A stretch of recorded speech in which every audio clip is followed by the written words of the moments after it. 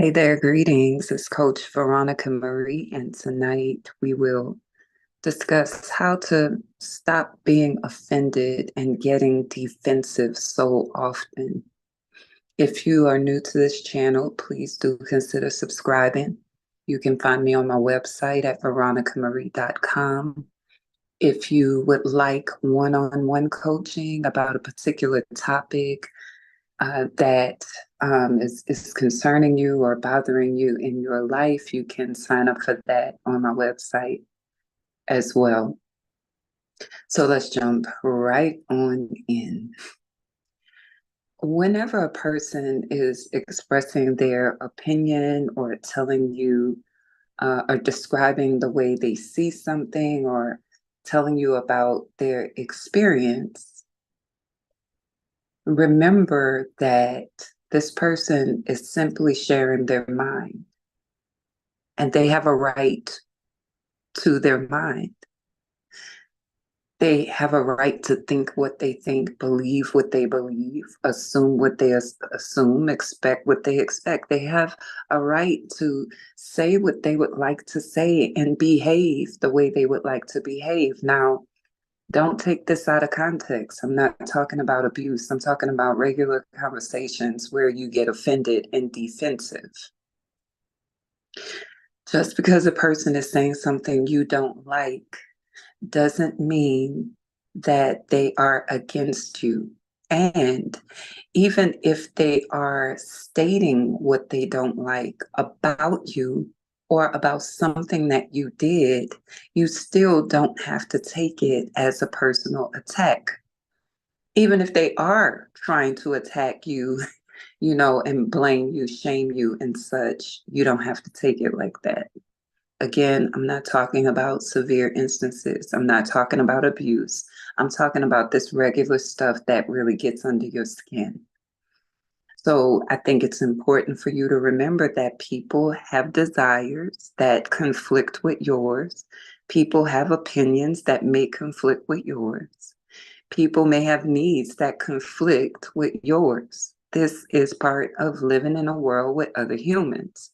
And you're going to have a hard time living in a world with other humans if you take offense and get defensive because the person is doing something you don't like, thinking something you don't like, saying something you don't like, or asking for something you don't like.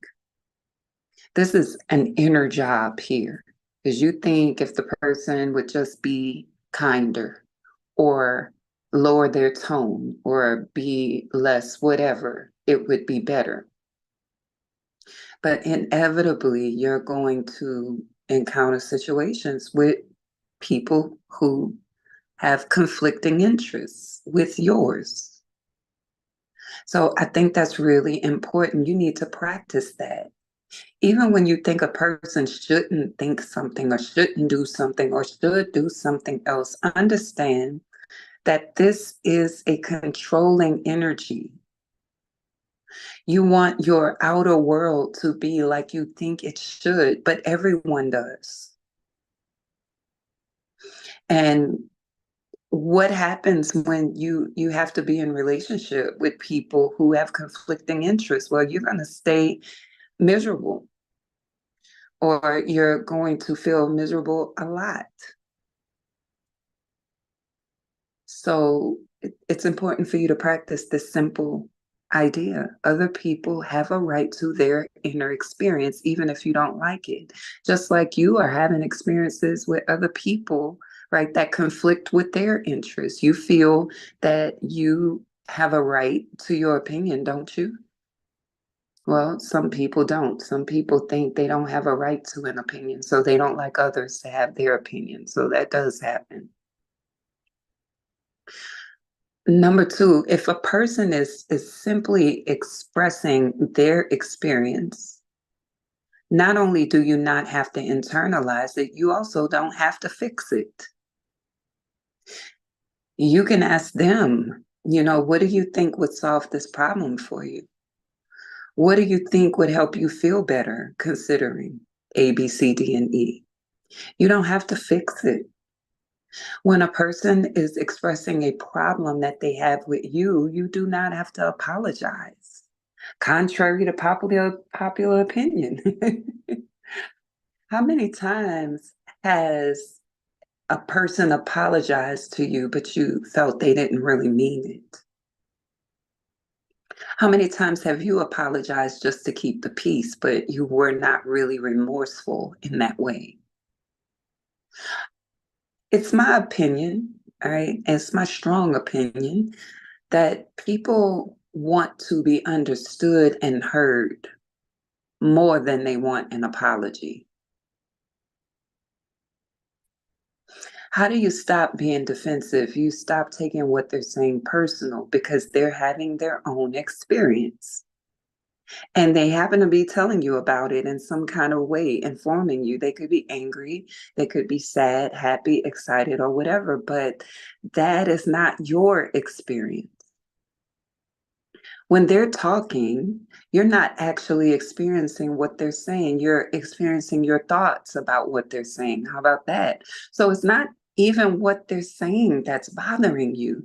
It's your thoughts about what they're saying that bothers you. What if you felt it was okay for people to have their opinion and it was okay for them to express it, and you felt no responsibility to change, you felt no responsibility to apologize, you also felt no responsibility to absorb any of the negativity? What if you learned how to understand, right? And express that, and then leave it up to the person to state what will work for them. And once they state it, what if you could make a decision whether or not you liked it?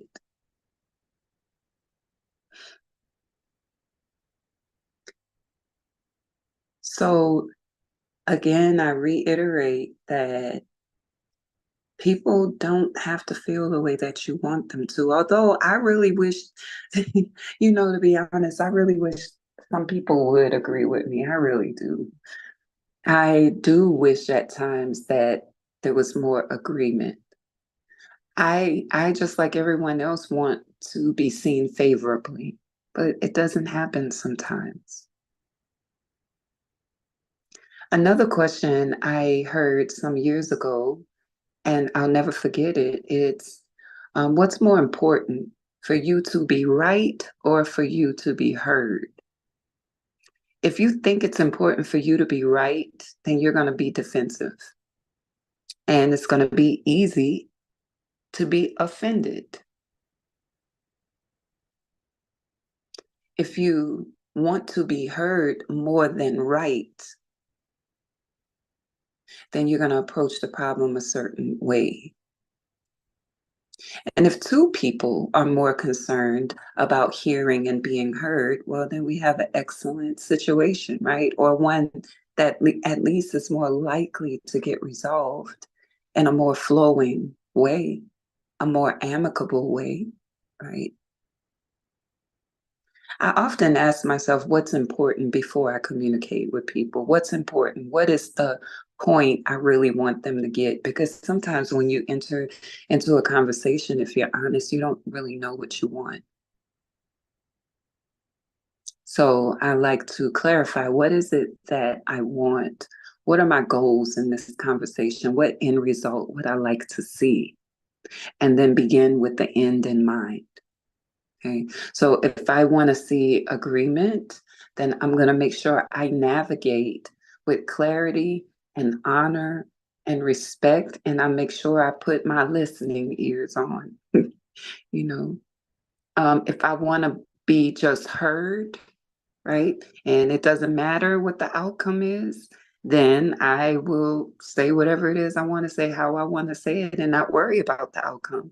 But one thing for sure, it needs to be chosen consciously. Some people want a friendly, easy resolve, but they go at it defensive and feeling offended. And you even lead with that, well, I'm offended.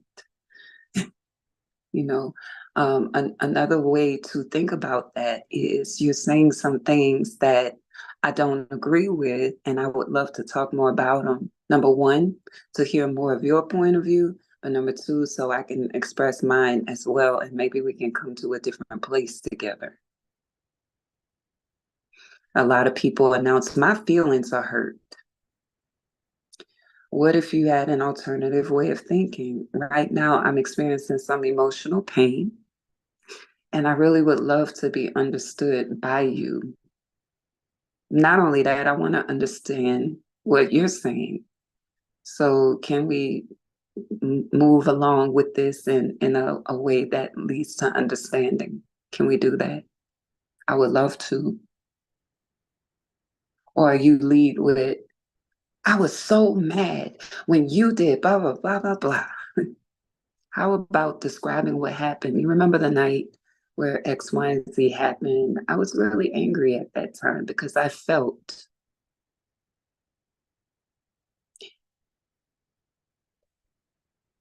just some things to think about.